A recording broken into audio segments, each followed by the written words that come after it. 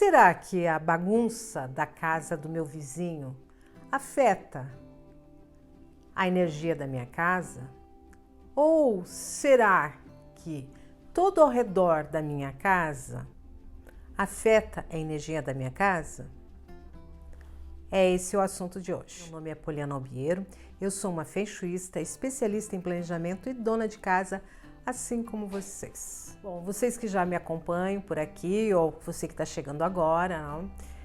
Eu sempre trago aqui assuntos relacionados a Feng Shui e planejamento, organização.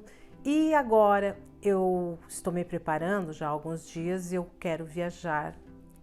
Vou para os Estados Unidos na formatura do meu filho e eu quero fazer uma série lá. Eu vou ficar alguns dias lá e nesse período que eu vou estar lá, eu vou, que nem assim aquilo, observar o Feng Shui de certas regiões. E como nós falamos aqui muito sobre, não o Feng Shui tradicional, mas aquele Feng Shui que alguns dizem que é da escola americana, né? Ou a escola do chapéu negro, que começou, né, através do mestre Thomas Lin Nun, que veio, tá, para os Estados Unidos e fundou essa escola ali na Califórnia. E eu vou estar bem aonde, gente? Eu vou estar bem ali, pertinho da onde ele fundou, tá? A segunda maior colônia, né, que eles dizem assim, colônia chinesa ou maior população chinesa fora da China, fica em São Francisco, na Califórnia.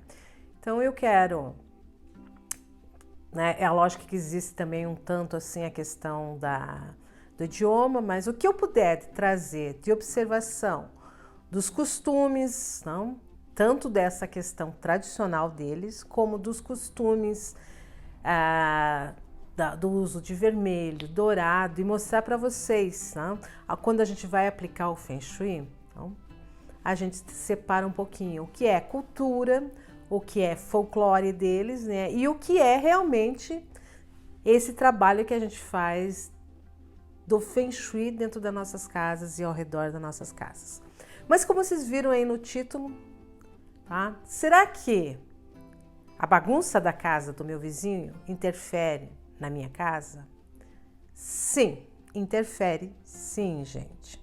É a mesma coisa assim que, vamos pegar o que nós estamos agora tendo no Brasil, essa questão dessa epidemia de dengue, né? Então, deu realmente um aumento muito grande de dengue. Na minha região, aqui na região sul do Brasil, era uma coisa assim, algumas décadas atrás, que seria impossível ter dengue e nós já temos um mosquito aqui. Então ele se adaptou para a região fria, né? Podemos ter casos de dengue aqui nessa região fria. Então tu vê que as coisas mudaram. Então.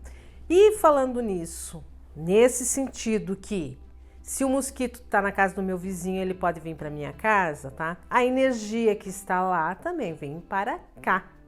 Então, conforme é a bagunça do meu vizinho, conforme é a desordem da casa do meu vizinho, principalmente pelo lado de fora da casa dele, é lógico que vai interferir na energia da minha casa. Por isso que se vê que casas que estão muito próximas ali, uma colada com a outra, não tem aquele corredor, né? Eu sempre digo que não existem casas ideais dentro do Feng Shui, por isso que a gente faz as correções, né? Mas o ideal seria o quê? Ter uns 5 metros, no mínimo, né, entre uma casa e o seu muro, né? Ter esse espaço, para quê? Para que o Bom Qi circule em torno da casa, né? Para que você possa fazer um paisagismo ali, plantar árvore, plantar arbustos, né?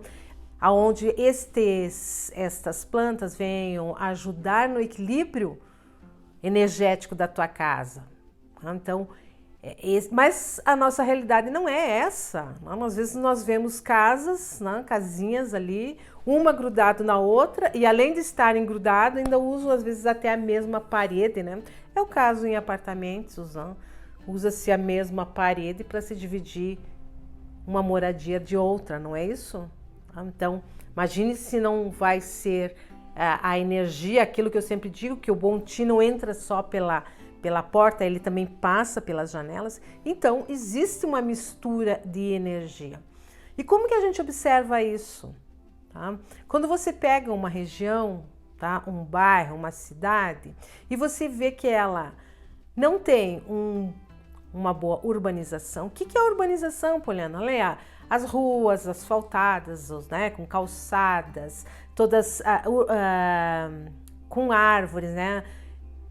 Tem aqueles canteiros centrais, quer dizer, muito bem cuidadas aquelas ruas, né? Iluminação, postes de iluminação, aquela questão da coleta do lixo, tem a questão também da água de esgoto, né?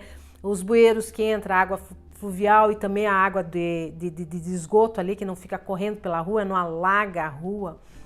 Então isso quer dizer, é um ponto de uma urbanização. Quando você vê aquelas ruetas caóticas, que você vê um poste lá de fio, cheio de fio puxado para tudo que é canto, não tem um asfalto bom, ali a rua é estreitinha, não tem canteiros, não tem árvores. Então, aquela comunidade, se nós observarmos ali, é uma comunidade que às vezes tem muitas dificuldades, tá? Dificuldades financeiras, tem dificuldades sociais, tem um monte de problema ali. Então, quer dizer, a gente diz assim, aquela região não tem um bom feng shui. Aquela outra região, onde nós temos todo esse espaçamento entre as casas e tudo mais, né? Aquela questão do paisagismo, na questão da urbanização, ali a gente diz assim, não, ali já tem um bom feng shui. Lógico que não são só essas coisas que determinam um bom feng shui numa região ou outra. Mas, gente, sempre fiquem pensando que realmente a energia que está numa casa ao lado da minha, que está muito bagunçada, que existe muitos problemas naquele local, por isso que a gente diz assim, dentro da consultoria, a gente faz algumas perguntas. Tem bar perto da tua casa? Tem templo perto da tua casa? Tem delegacia perto da tua casa? Tem cemitério perto da tua casa? Tem igrejas perto? Nós fazemos uma lista, né? Pontes, rios, torres de energia elétrica, torres de celular, tudo isso, tá? Porque a gente sabe claramente que isso vai interferir na energia da tua casa ali. É óbvio, gente, que sempre tem correção para essas questões, né? Ruas que se dão de frente com a tua casa, né? Aquela rua assim que termina ali e faz um L, né? Ela vem aqui, termina aqui, a tua casa está bem na frente, aquela rua que vem assim, vai causar um monte de problema para a tua casa. Então, são essas observações que nós fazemos e que um bom estudante de Feng Shui, ele começa a observar não só dentro da casa, como o seu externo, tá? Como a energia que está ao redor. Então, se eu quero ter uma boa energia dentro da minha casa, eu tenho que observar o que está acontecendo fora da minha casa, ao redor da minha casa, no meu bairro, na minha cidade e ali em toda a minha comunidade onde eu vivo. Porque conforme está esta comunidade, eu tenho que fazer as correções dentro, ao redor da minha casa. E a gente consegue fazer correções, tá? A gente usa os cristais multifacetados, maiores, não? A gente usa espelhos, côncavos, convexos, a gente usa as plantas, então tem como fazer estas correções através até da pintura da nossa casa. Da pintura externa da nossa casa a gente pode fazer esse tipo de correção, mas nós temos que aprender a observar primeiro, não? Observar primeiro, porque às vezes, não? Já peguei algumas clientes minhas que moravam do lado de uma casa, que tinha ao lado da casa delas um templo, tá? E observei que aquele templo que estava do lado da casa dela não interferia na energia da casa dela. Então, a gente tem que ficar muito atento a certas coisas, né? Porque daí assim, ó, se tiver um templo, uma igreja perto da tua casa, vai interferir, isso é um mau feng shui. Nem sempre, gente, nós temos que começar a observar isso, tá? E sempre lembrando as palavras do meu mestre de Feng Shui. Tá? O meio influencia quem você é, mas não vai determinar. Nunca vai determinar, porque a gente tem como corrigir, tá? Todos esses problemas, né? Corrigir, ativar as energias e também nós temos a nossa própria iniciativa, quer dizer, o nosso domínio, né? Nós podemos nos dominar. Se fosse assim, então pessoas que estão em comunidades muito pobres, né? Nunca iriam se destacar, e não é isso que a gente vê. A gente vê que às vezes saem pessoas daquele meio que seria até impossível delas se destacar, tanto em áreas de conhecimento como em outros setores, não? Mas elas se destacam. Por quê? Porque elas não se deixam levar pelo meio. Essa é a dica, gente. Eu espero que com esta viagem eu possa trazer um pouquinho, não? Porque às vezes as pessoas falam assim, principalmente como é vendido para nós, né, o exterior, tá? Mas vamos fazer essa viagem ali, uma série da caça ao bom Feng Shui. Será que realmente é o bom Feng Shui que está naquele local que fazem eles prosperar? Tá? Será que nós temos aqui muitas coisas ainda para construir dentro da nossa comunidade para que todos se beneficiem?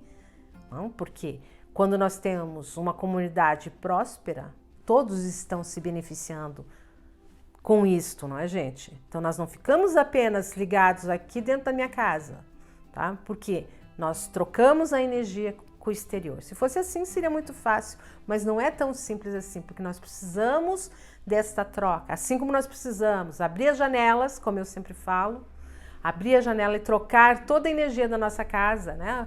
Renovando a energia trocada através dessa renovação que a gente faz de ar, não? Nós renovamos e não deixamos o quê? As energias paradas ou aquelas energias estagnadas, como se diz no Feng Shui, energias Cha. Agora eu vou fazer um convite para você. Você que é dona de casa, assim como eu, se inscreva aqui nesse canal. Aqui nós vamos falar sempre muita coisa sobre Feng Shui, mas é aquele Feng Shui que nós colocamos na prática, que não tem misticismo, não tem pontos de religiosidade, nada. É prático. Nós falamos de planejamento, nós falamos de organização. Eu tenho uma série aqui que eu estou fazendo que eu estou reformando a minha casa.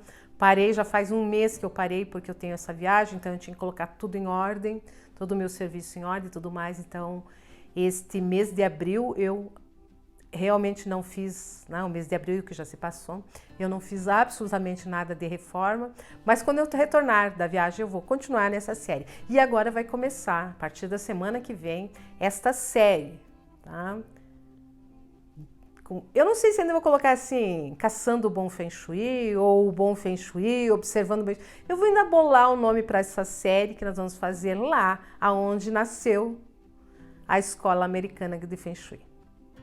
Se você gostou desse vídeo, deixe seu like e meu muito obrigada.